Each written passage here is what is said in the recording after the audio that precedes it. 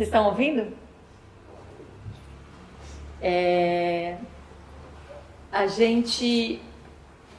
Hoje é o aberto, né? Hoje é o aberto.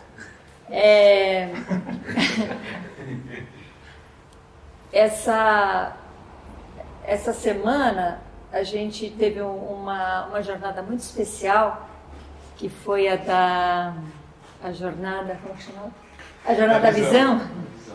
E nessa jornada, para ser bem coerente, eu recebi um beijo de uma aranha aqui no olho, então por isso que vocês vão ver esse estado aqui meio diferente. E aí eu fiquei pensando, né?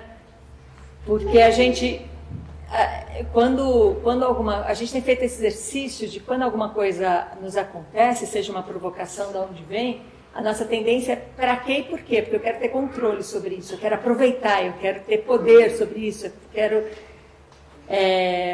de alguma maneira, ter isso, claro, a meu favor, mas dessa maneira controlada.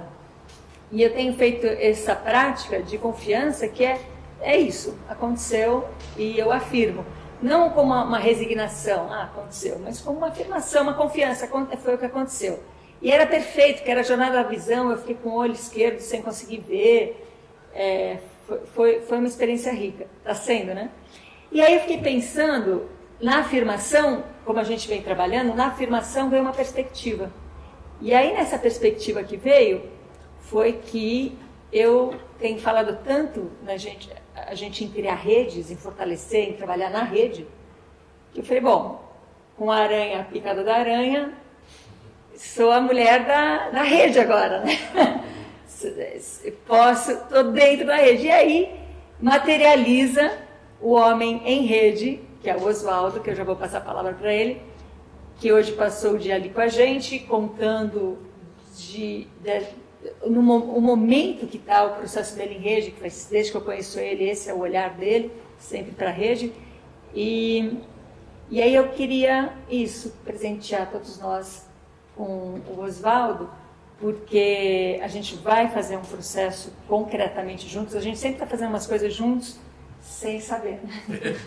E agora a gente vai saber. E aí eu queria que o Oswaldo compartilhasse essa experiência deste momento da rede num assunto tão rico que a gente vem falando também, o mês passado, no encontro sobre o dinheiro, que a gente desfez toda a crença sobre o dinheiro e realmente entrou no que importava, né? Que é como é que aquilo que eu preciso fazer, quando eu faço, eu entrego. E quando eu entrego, inevitavelmente acontecem coisas e entre isso meu sustento. Né? Então, tá aqui, vou convidar o Oswaldo. Quem não conhece ainda vai ter uma surpresa e um prazer enorme. Quem já conhece, já sabe do que eu estou falando. Então, eu vou passar aqui para ele, ó. E Oswaldo, só para você saber, 8 horas a gente termina para as pessoas terem a credibilidade do nosso horário. Tá bom. Que é a única coisa garantida aqui. Obrigado. Bom, também, né, é um presente para todos nós mesmo, né, porque eu vim hoje aqui bater um papo e a coisa vem adensando, né, ramificando o dia todo e já estamos fazendo coisas juntos, né, então é bem legal. Bom, então é isso, eu trabalho com organização em rede, acho que tem uns 15 anos já. E porque não é uma coisa muito trivial, né? Porque rede não é grupo, né? Rede é você entrar em interação com todo que está em rede. E isso é um conhecimento, né? Um aprendizado que a gente está adquirindo. A gente não sabe. A minha forma de lidar com isso é experiencial, né? Então, eu não é que eu sou um estudioso de redes, né, um acadêmico de redes. Né? Eu vou inventando projetos, né, que normalmente são bem radicais. Né? Muita gente me chama de louco, né, das coisas que eu faço. Eu costumo dizer que eu não sou louco, sou anormal, né, não ando na norma, né, e tem muito normal que é louco, né, eu me considero um anormal são. Mas eu tenho essa veia da inovação radical, de testar até onde a gente pode ir, né? Eu faço isso de forma independente e acaba conectando um monte de gente independente que também precisa de um espaço ou de uma iniciativa para explorar as possibilidades, né? Sem as amarras, né? Da sociedade industrial, né? E o projeto que eu fiz, assim, que muita gente conhece, foi a Laboriosa 89, né? Que é uma casa que aconteceu na Vila Madalena de 2014 a 2015 e que era uma prototipação minha de um espaço de inclusão radical, né? Eu queria testar a hipótese que, se não houvesse nenhum critério de exclusão, se incluindo, a diversidade se manifestava e a abundância consequente da diversidade também se manifestava.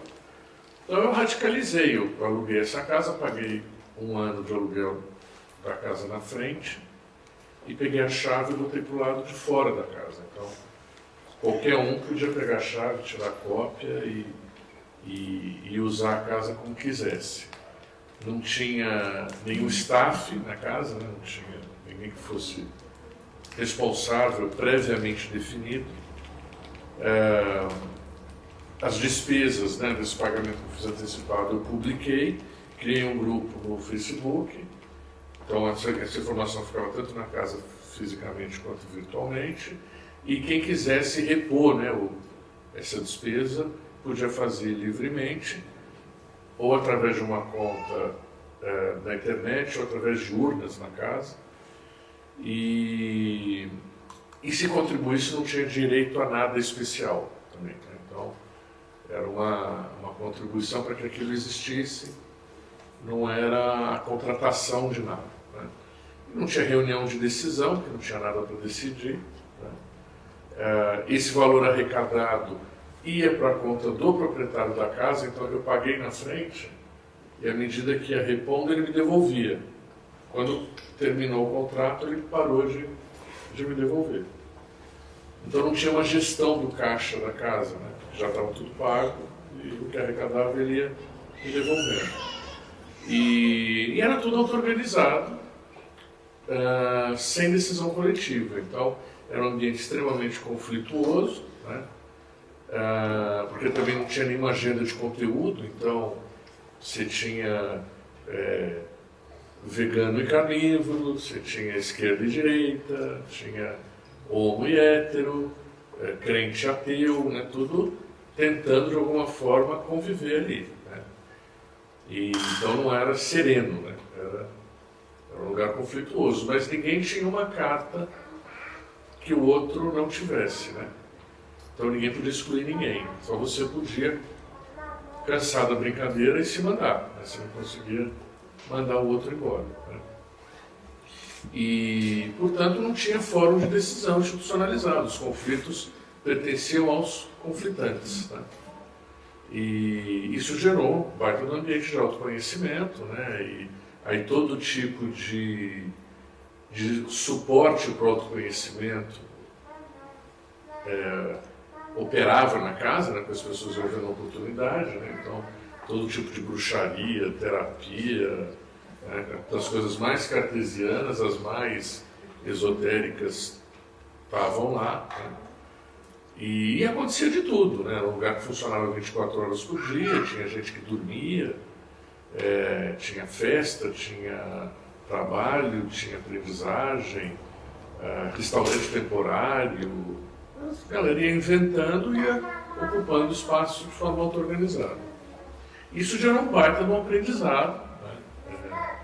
De como funciona um ambiente diverso, abundante, inclusivo, onde as relações não são lineares, né? Porque ninguém está ali protegido por um cargo, né? Então é todo mundo ser humano em interação distribuída, né?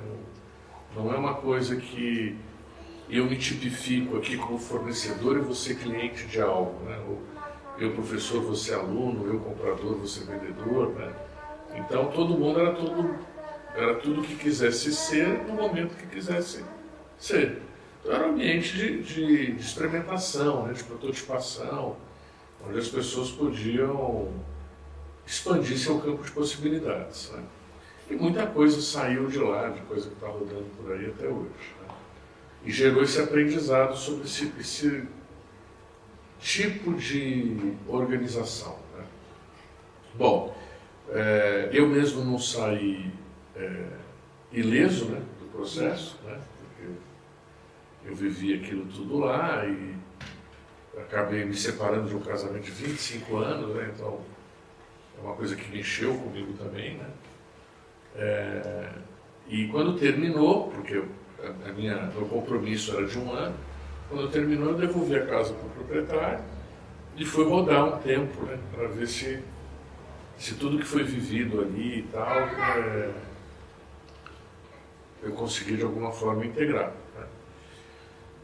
Passei o ano de 2015 batendo lata por aí, e em 2016 eu resolvi integrar essa experiência, né, de abundância à experiência de escassez que eu tive quando eu trabalhava em corporação, que foi antes desses 15 anos. Porque antes dessa vida, né, em rede e tal, eu tive uma experiência muito consolidada de trabalhar em corporação, fui diretor estatutário de instituição financeira, né? Então o que eu fazia era controlar e ser controlado, né? E aí eu fui percebendo, né, essas duas dimensões da integridade, né? Abundância e escassez, exponencialidade e linearidade, subjetividade e objetividade, criatividade e materialidade. Dá para falar a mesma coisa com um monte de nome, né? Amor e medo, né? Dá para a gente falar também. Dá para falar processo e produto, preço e valor. Então, dependendo do recorte, né, que você dê, né, a linguagem muda, mas o fenômeno é o mesmo, que é de expansão e contração, que é do campo unificado. Então, quando eu fui entendendo essas dimensões, em 2016 eu resolvi fazer uma síntese disso. E aí escrevi um texto chamado Organizações Prósperas. Então tem o link na internet para quem quiser ver, chama organizaçõesprosperas. Não sei se é .org ou .com, esqueci, né? Mas botar lá Organizações Prósperas já vem. Onde tem os princípios de integrar isso organizacionalmente, né? E eu chamei de próspero porque eu fui desenvolvendo esse entendimento, que a prosperidade é quando você integra sobrevivência, né, a capacidade de sobreviver, a capacidade de evoluir. Quando você consegue, né, sobreviver e evoluir simultaneamente, de forma íntegra, você prospera. Quando você desintegra essas duas coisas, você no máximo consegue uma relação de sobrevivência, né, de levar da mão para a boca e ficar no mesmo lugar, né? E aí, durante o ano de 2016, eu prototipei algumas organizações por conta desses princípios, e foi um aprendizado com isso também. Foi necessário incorporar, né, nesses protótipos, nesses experimentos, uma tecnologia nova, que é a tecnologia do blockchain. Eu vou falar um pouquinho o que é isso, né, para vocês. Mas é importante saber que sem essa tecnologia não daria para fazer, né, o que eu vou apresentar para vocês. Então teve uma curva de aprendizado, né, de saber lidar com blockchain, com criptomoedas, né, para poder isso tudo funcionar de uma forma íntegra. E isso gerou um aprendizado, e agora na virada de 2016 para 2017, incorporado ao aprendizado, a gente fundiu tudo e lançou a Prospera, que está no ar, né? O site é prsp.me. Então, quem quiser acessar lá vai encontrar os caminhos lá. E qual é a intenção da Prospera? Né? É criar um ambiente onde você aprenda a empreender, investir e trabalhar no paradigma da abundância e não no paradigma da escassez.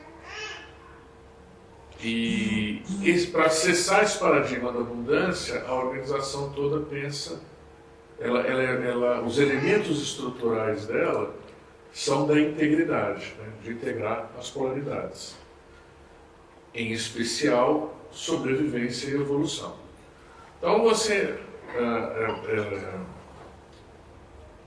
para começar a entender a Prospera, é importante saber o que ela não é. Então ela não é uma empresa, não é uma instituição, não é uma fundação, não é uma ONG, não é nenhuma figura jurídica. Porque ela não tem CNPJ, não tem conta bancária, não tem nem receita, nem despesa da organização. Ela é simplesmente um ambiente que conecta as pessoas em espaços físicos e virtuais de livre interação para as pessoas aprenderem a empreender, investir e trabalhar no paradigma da abundância. Então ele é um ambiente que desenvolve a cultura da abundância. Porém, preocupado com essas duas dimensões da polaridade, a sobrevivência e a evolução. Então é um ambiente onde ele se propõe a criar as condições para que você consiga gerar os recursos materiais necessários para a sua sobrevivência, sem matar a possibilidade de você explorar os recursos imateriais que são necessários para a sua evolução. Então ela não é uma empresa. Por não ser uma empresa, não tem nenhuma cadeia de comando e controle. Não tem cargo padrão, não tem função previamente estabelecida. Também não tem reunião de decisão, não tem meta, não tem planejamento, não tem orçamento, né? Não tem nada dessas coisas que tem normalmente nas organizações. Né? Também não tem processo seletivo. Né? Ela está disponível para quem quiser se conectar e num processo de interação vai encontrando os seus pares e encontrando os seus caminhos de objetivação. Então, o que tem na Prospera? Fundamentalmente, 3 elementos organizacionais. Eu falei tudo que não tem, né? Vou falar o que tem. Então, são 3 elementos organizacionais. Se entrar no site, você vai ver que tem comunidades, sujeitos e objetos. Certo?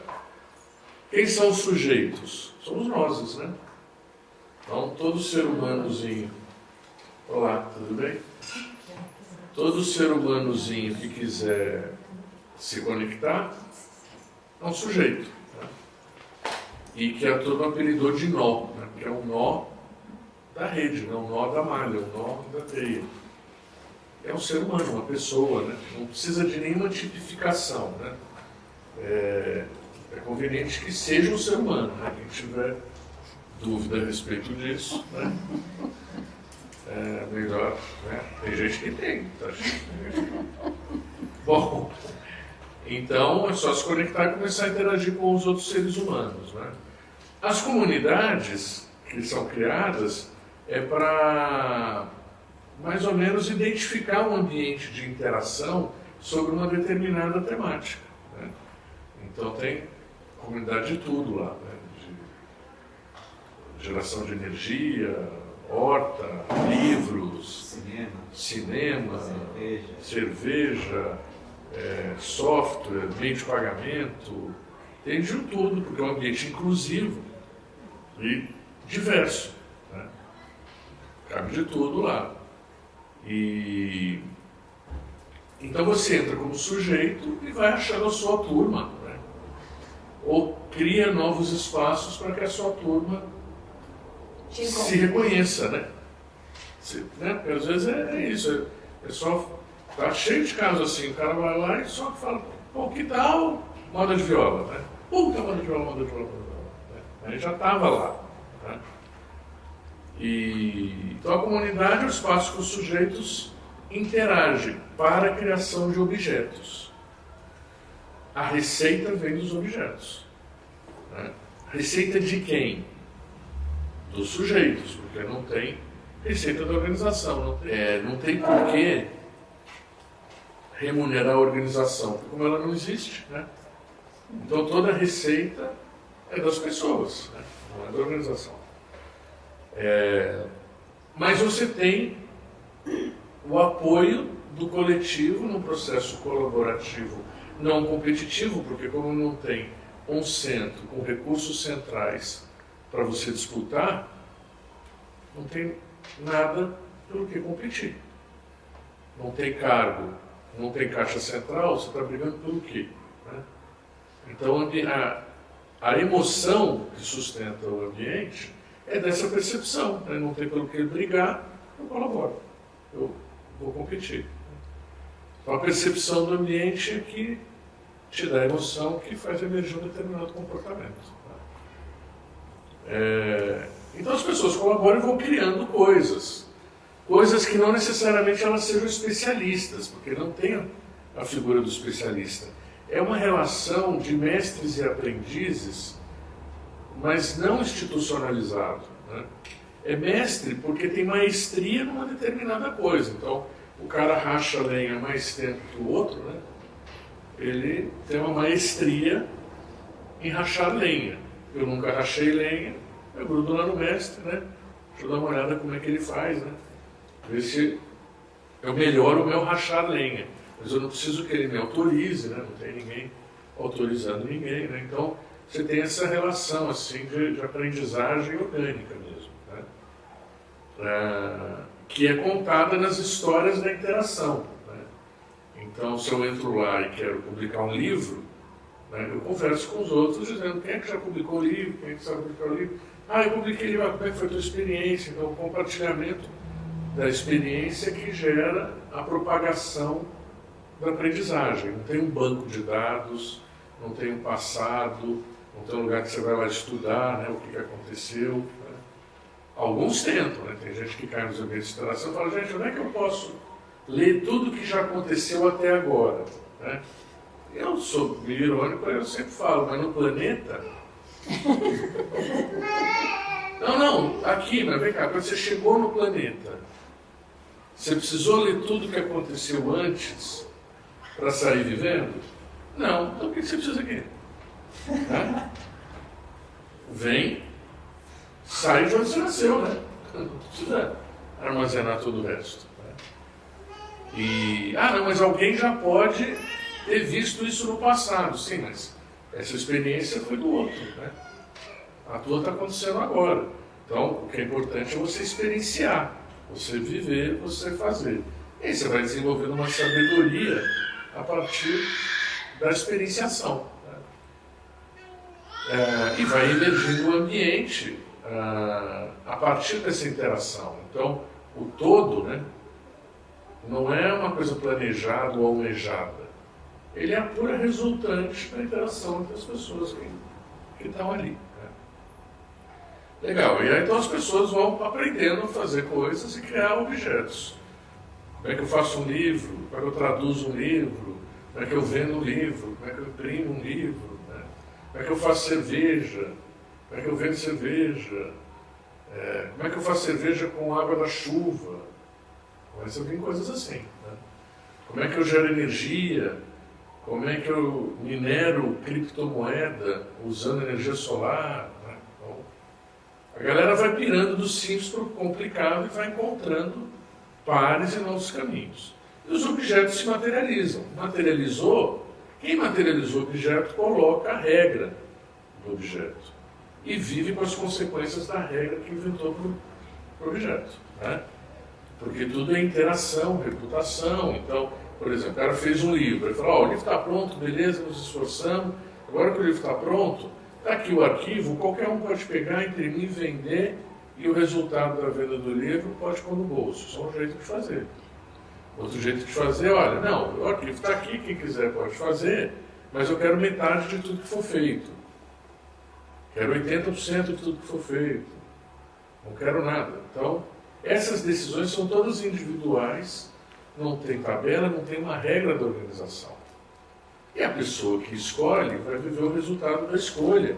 E nisso não tem nenhuma ameaça, né? Porque, dependendo, as coisas são contraintuitivas. Né? Você fala, então um livro que o cara não vai dividir com todo mundo, ninguém vai querer. Não é verdade, né? Eu já vi, por exemplo, livros que o conteúdo fala mais alto do que a remuneração e as pessoas querem propagar o livro, mesmo que quem esteja ganhando por livro é só o autor. Tá certo? Tem acham justo e está tudo certo. Né? Em outros livros isso não acontece. Né? Então são múltiplas situações, por isso que você vive a experiência da abundância, porque né, tudo pode acontecer. Bom, o que é importante? O dinheiro com esses objetos é da pessoa, é do sujeito, é do nó.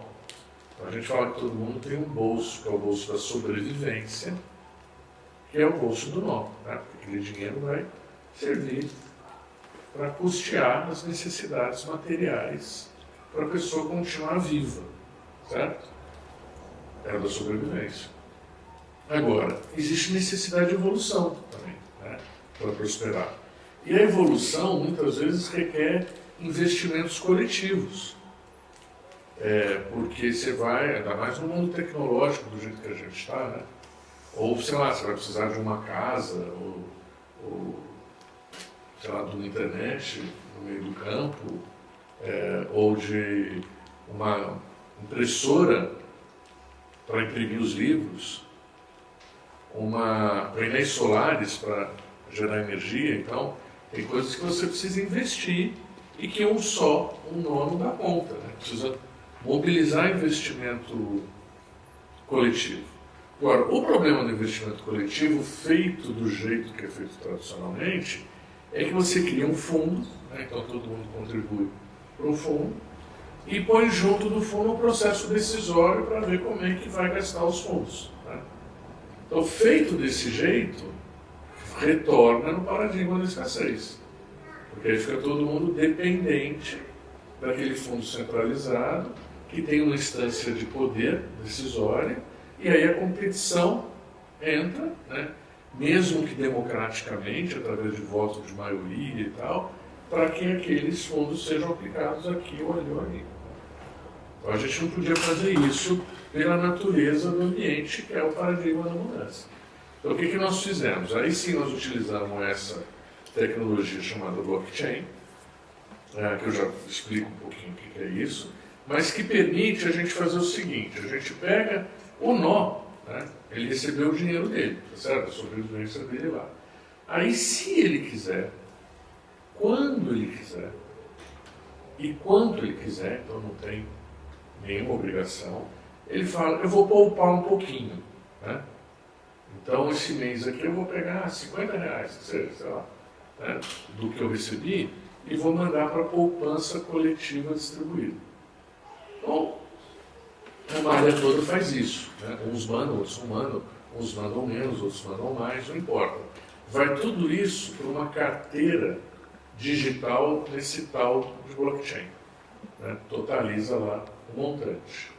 Bom, aí a gente emite, isso é uma coisa que o blockchain permite que faça, um token digital, né? Uma criptomoeda. Quando fala token digital, criptomoeda, criptoativo, é tudo a mesma coisa. Que é como se fosse uma moeda mesmo que você pode emitir no blockchain.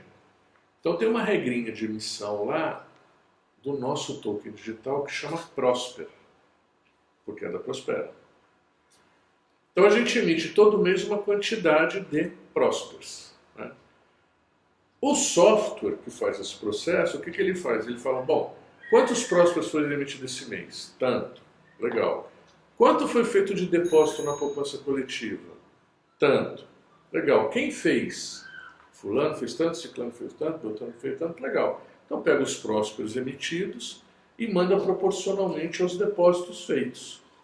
Então, cada um vai ganhar uma fração da quantidade de prósperos emitidos conforme o que depositou na poupança. Certo? Mas os recursos estão aqui na poupança ainda. Logo em seguida, esse mesmo software olha para a nova quantidade de prósperos disponível em circulação, porque foram emitidos novos. Tem um novo total. Aí ele pega esses recursos que estão na poupança e distribui proporcionalmente para todo mundo que tem próspero. Então, o dinheiro dá um devorteio, né, que eu falo, né, lá do Rolando Boldrin, né? Ele vai e volta. Só que vai e volta proporcionalmente à contribuição histórica que todos fazem nesses fundos coletivos, criando, para quem está nessa malha, uma outra figura que é o bolso do nós. Então, eu tenho o bolso do nó, que cuida da minha sobrevivência, e o bolso do nós, que cuida da minha evolução. Porque é daqui que eu vou tirar o dinheiro para investir nas coisas que eu queira investir. Então, a decisão volta para o indivíduo. Não é uma decisão coletiva. Não tem o gestor dos fundos coletivos. Né? E aí, qualquer um que está plugado nisso pode chamar o financiamento coletivo. Né? Então, gente, ó, nós estamos imprimindo um livro atrás do outro, estamos gastando uma fortuna com gráfica. Né? Eu estou a fim de comprar uma impressora, já vi aqui o orçamento. É tanto, né? Mas eu não tenho dinheiro. Estou chamando um crowdfunding, um financiamento coletivo. Mandem para mim a carteira digital. Não precisa de plataforma de crowdfunding, não precisa ficar nada, porque vem desse dinheiro que está no nós, que passou pelo blockchain. Tá certo? Cada um decide. Quem tem o dinheiro aqui no bolso fala, bom, não, realmente, né, se a gente comprar a impressora, vai reduzir o custo de impressão e vai sobrar mais dinheiro para todo mundo que está trabalhando com o livro. Então é um investimento que eu acho bom. Vou colocar. Ou, chega, gente, acaba com o papel. Né? Tá aí, árvore, meio ambiente, não sei o quê. Quem fica imprimindo o livro? Não vou botar dinheiro. Isso aí que eu acho que o caminho é por aí. Né? Se fosse para investir num software para fazer o livro digital, né, em vez do livro, aí eu até investia, mas nisso aí é uma decisão individual. Né? Cada um faz o seu juízo em interação e põe ou não põe. Né? Se tiver adensamento suficiente para que a coisa aconteça, ela acontece. Se não tiver, não acontece. Né? Com isso a gente entende que faz esse efeito da integridade, porque eu tenho sobrevivência e evolução, objetividade e subjetividade, contração e expansão, centralização e distribuição, tudo presente no mesmo ambiente. Isso cria um baita do ambiente de autoconhecimento, como era o caso da Laboriosa, porque é livre interação. Né? Os objetos e comunidades têm ambientes de interação próprio, então é tudo grupo de WhatsApp, Facebook, ou interação presencial também, mas resolvido pelas pessoas, não tem uma sede. Né? Então tem gente do mundo inteiro conectado nisso, e aí você lá na sua localidade tem a galera que está interagindo sobre isso e que você pode, né, também, a qualquer momento, chamar um encontro presencial, né, e conversar sobre isso. Interagir, resolver coisas, ou até para fazer, né? Então, já dá para ver nessa malha, por exemplo, que tem pessoas mais associadas à criação e menos associadas à produção. Não porque tem essa formação acadêmica ou essa experiência profissional, mas porque naquele momento está querendo fazer isso, até eventualmente para aprender uma coisa que nunca teve a oportunidade de fazer numa estrutura de trabalho que é toda formatada. Né?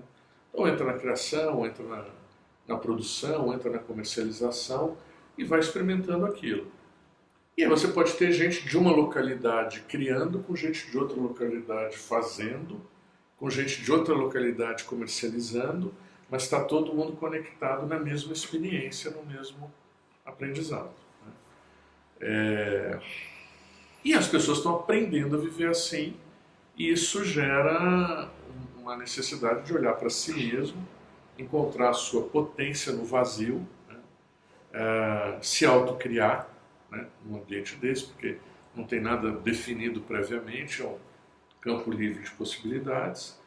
E aí, do mesmo jeito que na Laboriosa, né, isso criou uma oportunidade de trabalhar com autoconhecimento, né, várias pessoas trabalharam com autoconhecimento, vim conversando com a Ana também, porque ela e vocês todos aqui, né, no processo de interação, que já vem num trabalho, né, de se desenvolver, se conhecer e tal, soma numa caminhada de pessoas que estão chegando e iniciando nisso. Então tem uma complementariedade, né, uma integridade, né, entre a caminhada do autoconhecimento, esse lado da subjetividade, e também a caminhada da produção de coisas objetivas que geram grana para a sobrevivência sem matar esse processo. Né? Então nós estamos iniciando aqui hoje, né, para começar a fazer uma rotina de conexão, né, de quem está aqui numa coisa com quem está lá na outra coisa, para tudo ficar uma coisa íntegra, né, sem ser igual, né, com todas as diferenças e desigualdades que a diversidade traz. Né. Falei bastante, eu acho. Quer falar do programa? Sim, porque eu coloquei o Amix no ar, juntou, tem milhares de pessoas, né, interagindo, e aí eu lancei na semana passada, que eu fui vendo a necessidade, um programa de aprendizes Prospera, chamado Abundante. Né? Então é um programa que ele já trabalha nessa lógica da integridade do indivíduo com o coletivo também. Por quê? O que é um programa? Ele tem um grupo de WhatsApp, onde as pessoas podem se colocar nele, e eu vou fazendo algumas provocações para as pessoas conseguirem destravar o modelo mental da escassez. Eu vou dando umas tarefas que tem umas armadilhazinhas na tarefa que na hora que a pessoa vai executar, ela percebe o oposto, né, complementar, e normalmente ela cinde, né, ela se desintegra, porque ela fica querendo escolher o lado mais certo, o lado melhor e tal, em função de uma cultura de julgamento. Né? E aí é que tem a oportunidade de olhar para si mesmo, né, e ver por que está se julgando, né, por que está desintegrando.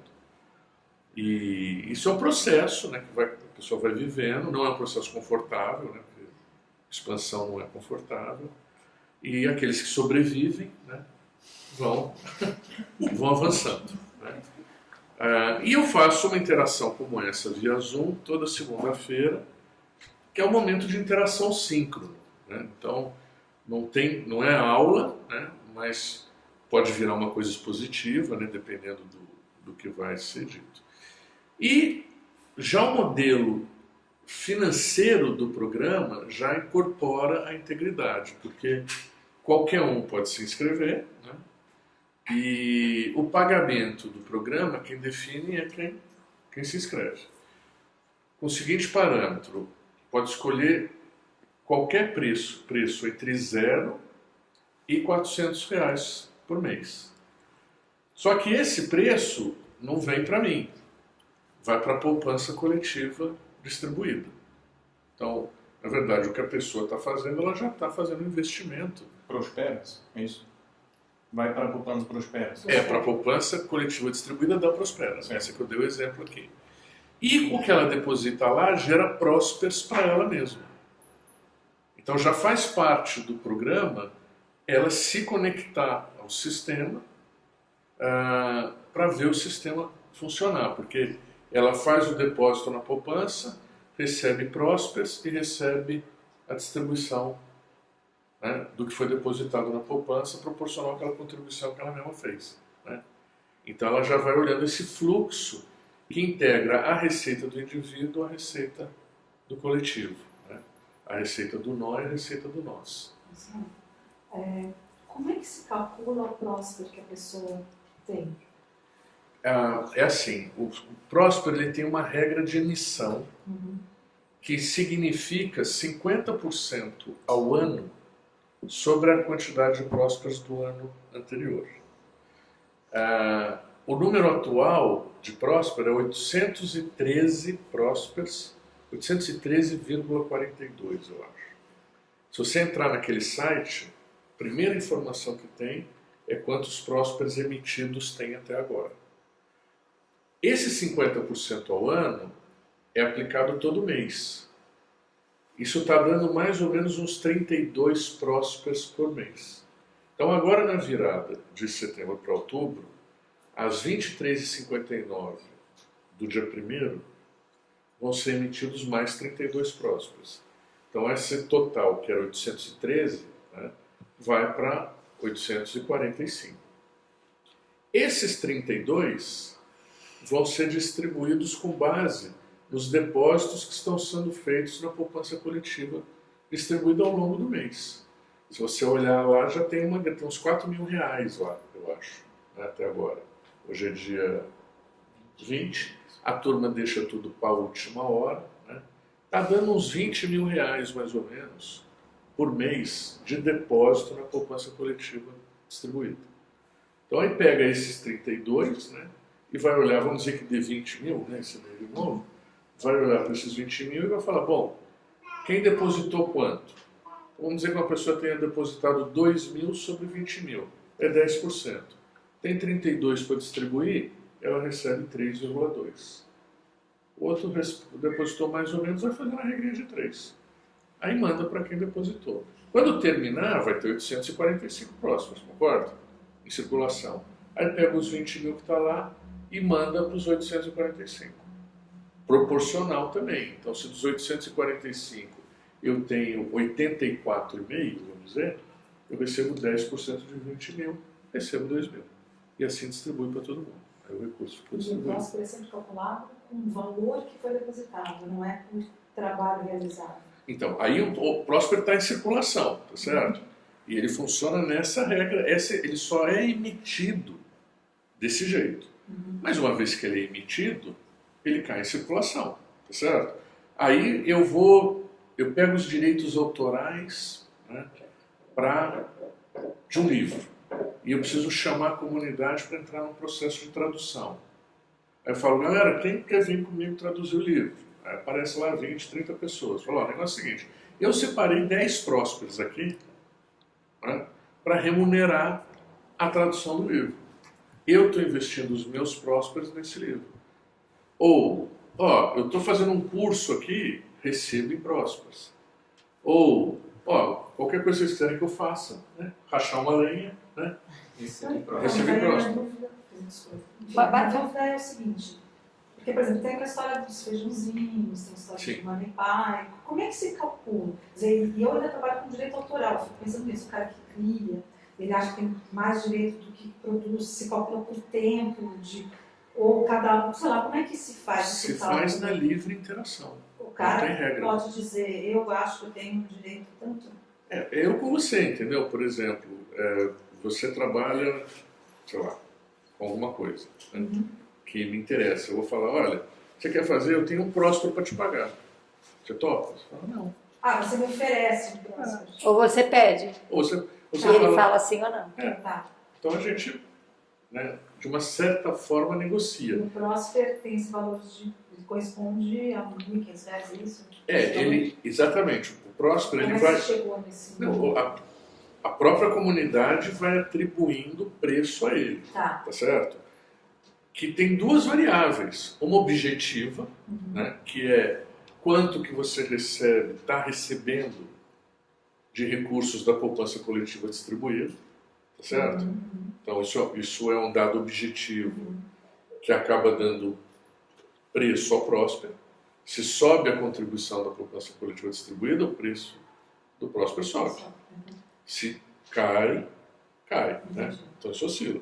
Agora, tem um fator subjetivo que é a aceitação dele na comunidade, tá certo? Porque quanto mais ele vai sendo aceito, ele vai criando uma referência para comprar coisas, né? E ele acaba adquirindo um poder de compra, né? E esse poder de compra, de uma certa forma, também acaba sendo precificado, né? Tipo Bitcoin. Só que o Bitcoin é só essa segunda dimensão que eu falei, não é a primeira. Sim. Né? O Bitcoin é só a aceitação pela comunidade. Né? Como é toda moeda. Sim. Né? Exato. Tá certo? A moeda ela tem o fator de aceitação. Por que o dólar vale mais, né? Em tese, Porque é né? procurado. Porque criou-se, né, uma percepção subjetiva Sim. de que ele tem aquele valor. Né? Sim.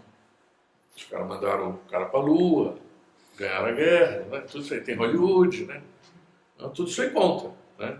A percepção que se desenvolve daquilo. O real já não é legal, né?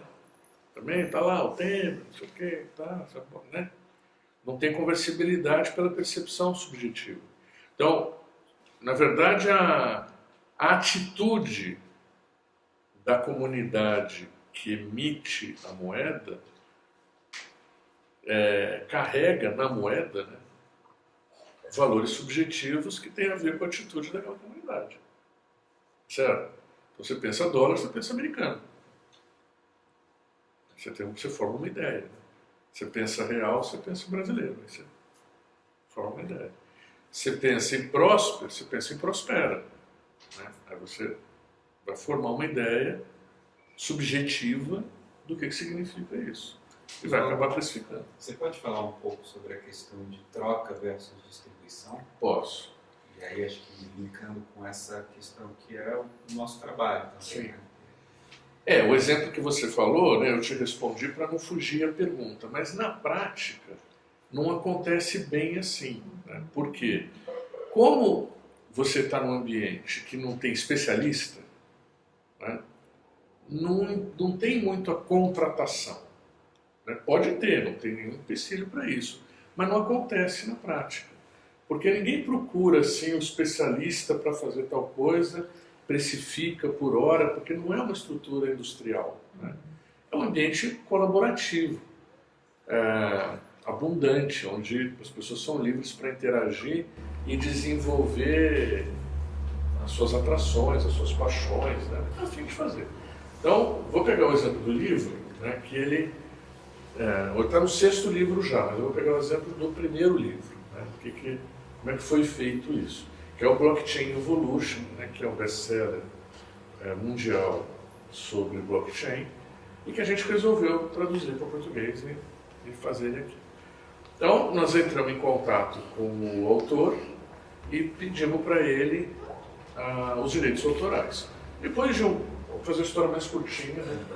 Depois de um processo de saber como funciona isso, falar com a gente, não sei o que lá, a gente acabou fechando uma antecipação de direitos autorais para o autor de $4.000 para ter o direito de fazer o livro aqui. E fizemos um chamado via Facebook, WhatsApp. Galera, conseguimos aqui o direito, só precisa arrumar $4.000. Quem está afim de fazer a vaquinha? Né? Conta bancária, naquele momento. Né? Conta bancária. R$12.000. Pegamos o dinheiro, pagamos o autor. Recebemos um arquivo em inglês. Certo? Bom, nós que estávamos envolvidos nessa iniciativa nunca tínhamos feito isso. Né?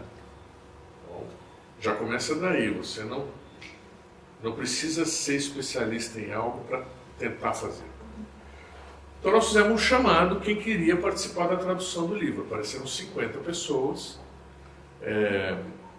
não tem processo seletivo, não tem especialização. Então, não importava, né, qual que era a experiência anterior dessas pessoas nesse tipo de atividade, porque nós vamos aprender junto. Né? Dessas 50 pessoas, nenhuma tinha nunca feito isso. Né? Livro, tradução, nada disso. Ninguém entendia de blockchain. Né? É um conteúdo esquisito. E algumas não falavam inglês. 50 versões do livro.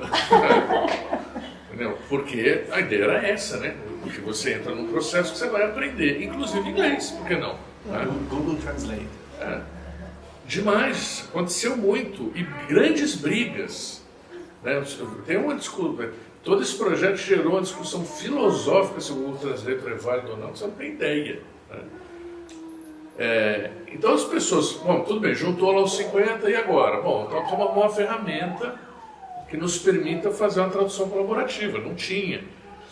Então já vem essa forma de caminhar no ambiente abundante, né? O princípio é que tem para todo mundo. Então você não precisa antecipar nenhum tipo de problema. A hora que acontece o problema, você busca a solução. A abundância, você ter acesso ao que você precisa quando você precisa. Depende do teu grau de conectividade e interatividade, você busca, você acha. Então foi achada uma ferramenta, né, para fazer a tradução colaborativa. Essa ferramenta era para traduzir e revisar. Os 50 pularam lá, os arquivos foram carregados e ia puxando e ia fazendo. Entendeu? Então, só que a ferramenta ela ia calculando quem está fazendo o quê. Ia dando os percentuais. E os 50 resolveram que tudo bem, que os prósperos, que ia remunerar a atividade toda, fosse distribuída proporcionalmente a esse percentual calculado pela ferramenta. Tá todo mundo confortável com isso. E bora lá. Tem um cara que recebeu um 0,000000000, que vai até a 18ª casa decimal, o próspero, porque ele traduziu uma palavra. Blockchain. E o nome dele está na relação de créditos dos tradutores. Então a turma toda fez isso, terminou, ficou com o próspero. Agora o próspero é para o próspero que vai a receita que vem com a venda do livro. Então, o que o cara recebeu aí nesse momento? É uma moeda, mas é uma participação do faturamento. Tá certo? Então, quanto que é essa moeda? Depende de quanto faturar depois, né? Legal. Aí nós arrumamos uma editora, né? Porque precisávamos de um numerinho, né, para virar livro. A editora comprou 4.000, o direito de imprimir e comercializar 4.000 exemplares. Depois que ela fechou e pagou, é que eu mandei o arquivo, né, a editora do Senai. E aí ele olhou e falou, não, tá ótimo, passamos na revisão aqui, tá ótimo, não sei o quê. Quem é o tradutor?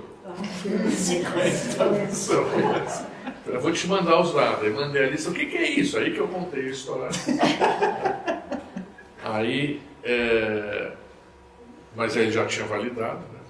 Então, que loucura e tal, nós precisamos rever tudo, do jeito que a gente está fazendo as coisas. Precisa mesmo.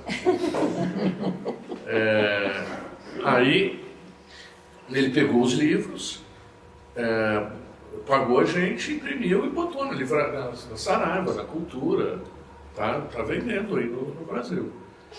Aí teve um evento de lançamento, que o autor estava no Brasil, precisava de livro, que nós fizemos uma cervejaria em São Paulo. Aí ele precisava de livro para vender para as pessoas, para o autor poder autografar. Aí eu liguei para esse editor e falei, você tem livro no estoque aí, como é que faz, né? Para vender lá, para as pessoas poderem assinar. Ele falou, não, eu peço para a Saraiva manda alguém aí para vender e tal. Eu falei, tá bom. Aí caiu a ficha, eu liguei para ele e falei, mas como é que é o acordo com a Saraiva? Ele falou, não, é 55%.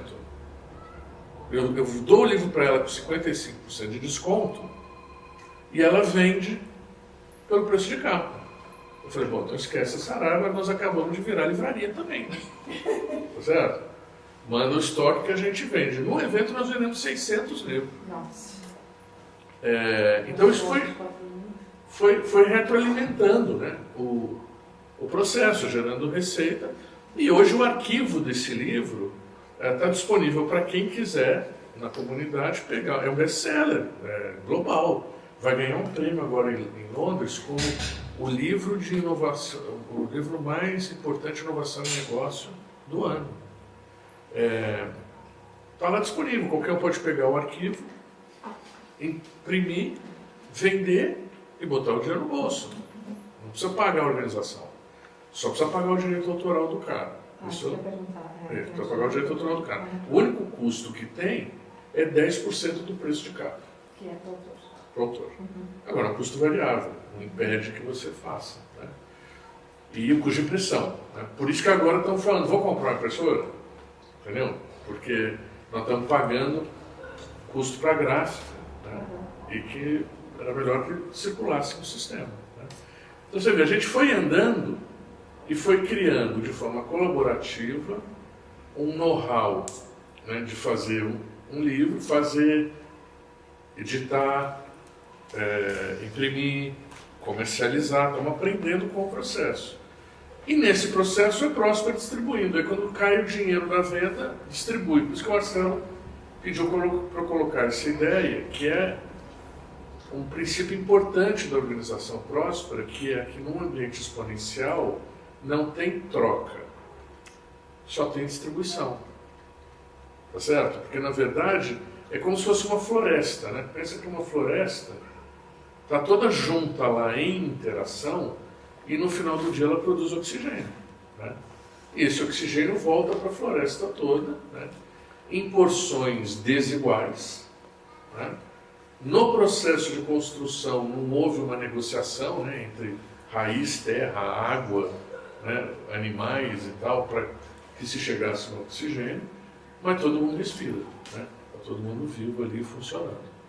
Então, na hora que você vai para o ambiente exponencial, você vai percebendo que isso é possível.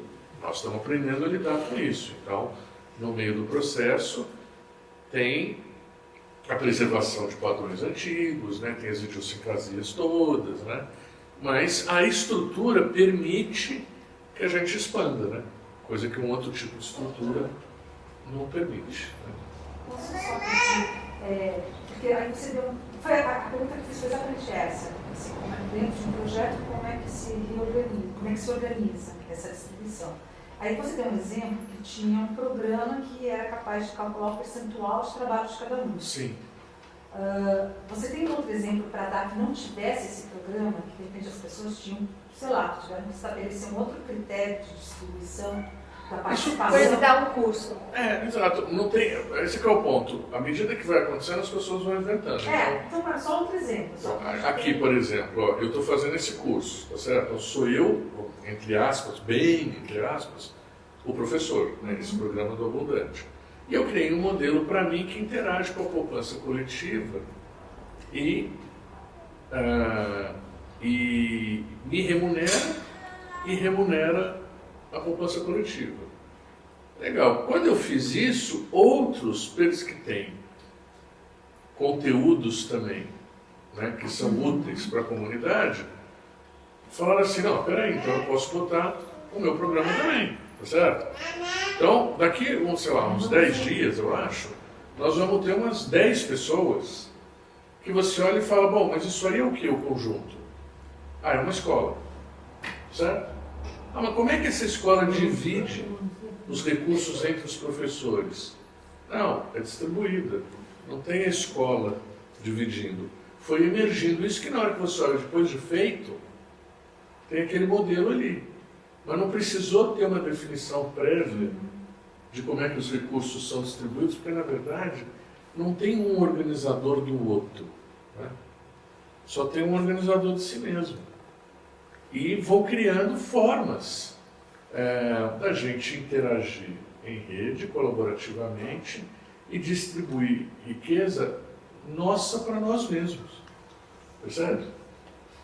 Então, esse problema que eu falo assim, como é que eu pego um dinheiro e distribuo para os outros? Você olha e fala, ele não aparece. Na verdade, ele não aparece. Né? Como é que eu pego um dinheiro e distribuo de forma justa e igualitária para os outros? Não sei. Aqui não aparece o problema. Ele só aparece num ambiente centralizado, onde tem um caixa que recolhe e precisa dividir. Certo? Aí você tem o problema. Aqui não tem o caixa que centraliza. São as atuações individuais, cada um resolvendo o seu problema em interação com o outro que quer resolver esse problema. Então isso muda bastante. Né? Um dos princípios que a gente utiliza, que fala que no ambiente exponencial não tem a separação de nenhuma natureza. Uma das principais é a separação entre nós e eles. é tudo nós. É tudo nó de um nós. Não tem tipificação. Se não tem tipificação, eu não tenho como negociar com você, porque você é um nó igual a mim, envolvido no mesmo processo interativo, percebe? Então, isso nó é o indivíduo do nosso. Entendeu? E quando eu falo nós, eu treino, porque é tudo isso que você vai treinando o mindset, né? Quando eu vou escrever para todo mundo, eu sempre ponho querido nós. E me manifesto. Porque é um exercício para mim mesmo de falar com você. De falar comigo coletivamente. De não me separar. Né?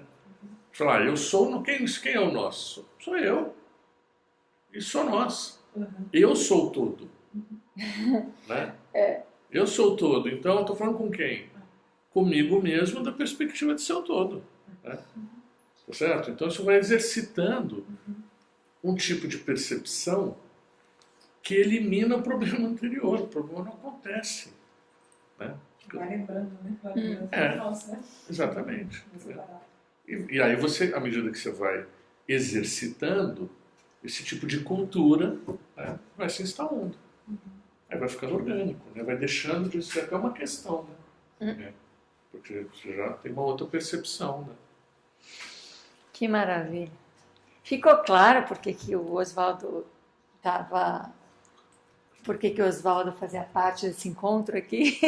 Porque eu falei, vamos lá falar, já que estava aqui, porque a última frase agora, né, onde o nós é falar comigo mesmo coletivamente, né, que é o que a gente vem trabalhando, o que é muito sincrônico, além da picada da aranha, é que nessa nossa jornada última, que foi da visão, aconteceu que o nosso conjunto de participantes ali da jornada, de repente criou uma consistência de livre interação, que sempre foi muito centralizada, né? O que é que a jornada vai provocar, o que é que vai mexer, o que é que vai bagunçar a cabeça da gente, como nos nossos encontros aqui. Mas como a gente está sustentando isso já, né, há mais de 1 ano e meio, criou uma base onde as pessoas simplesmente sentiram que eu faço parte disso, eu não estou aqui para aprender alguma coisa, estou aqui criando junto. E às vezes eu não sei que sei, e quando eu ouço eu falo, mas isso eu sei. Né? E isso criou uma confiança tremenda de criação, onde você não precisa saber para falar, onde você sente, começa a falar e a fala vai se produzindo. E isso a gente viu acontecer nessa jornada. E aí, quando foi terminar a jornada, eu falei, gente, a gente vai se acostumar com uma coisa. Que eu já tinha prometido isso o ano passado. Eu falei, eu tenho certeza que em algum momento a gente não vai ter mais essa contribuição financeira para a jornada, onde as pessoas vão pagar para fazer a jornada. De alguma maneira, a gente vai se autogerir aqui, de alguma maneira, eu não sabia se vem um patrocinador e fala, gente, eu pago pela jornada e ninguém mais precisa pagar, mas não era isso, não era uma coisa paternalista, né? E aí, quando o Oswaldo veio com o convite para participar da abundância e todo esse processo, começou a ficar claro que é possível a gente... Aquilo que a gente pediu ontem apareceu hoje, tá ficando assim?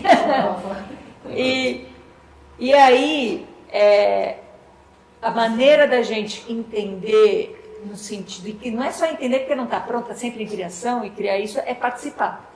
Então, a gente vai participar desse programa da maneira que ele já iniciou agora, segunda-feira? Segunda-feira. Iniciou segunda-feira e ele abriu espaço para outras pessoas comporem nesse programa, né? E convidou a gente para isso.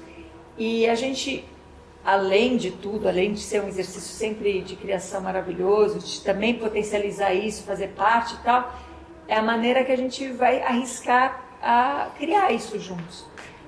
E o mais lindo, assim, que mais me emociona é como assim, nossa, foi para isso que eu trabalhei até agora, né? É que quando essa coisa aparece, você já está pronto para ela, aí é delícia. Aí é delícia, aí é maçã com mel, como eu aprendi a comer no Ano Novo judaico. Porque não dá medo, não dá questão, porque a emoção já está fluindo para isso, né? Mas eu sei que, claro, posso falar deste lugar porque a gente vem praticando e compartilhando e arriscando muita coisa. Então, para quem não sente ainda ou pronto para arriscar isso, tem esse programa de aprendiz que dá uma estrutura, de aprendizagem, dá não sei, uma confiança. Ou uma desestrutura. Ou uma desestrutura do anterior, claro, desestrutura o velho para poder abrir para todas as possibilidades. Então, muito bacana essa sincronia, todas essas possibilidades. E então vai ser assim. Marcela, apareceu alguma coisa? Só ok? Ok. Tá. Então, queridos, a gente vai seguir. Vocês têm aqui, está escrito o site do Oswaldo também para poder interagir com isso. E também podemos nos falar essa semana, esse tempo, pelo e-mail, pelo WhatsApp, o que for, para, se alguém quiser já aprofundar o que é isso que o Oswaldo trouxe, né? Esse link já dá acesso a conteúdos, né? Então tem filminhos na home, tem PDF, tem um monte de coisa que eu acho que não serve para nada, mas tá lá, né, para quem quiser ver, né? E tem o link para os grupos de interação, né? Porque é aquela coisa, não adianta, tá lá, tá explicado, olha, um rio começa assim, a água brota, flui, não sei o que e tal, não é nada comparado a você pular no rio, né?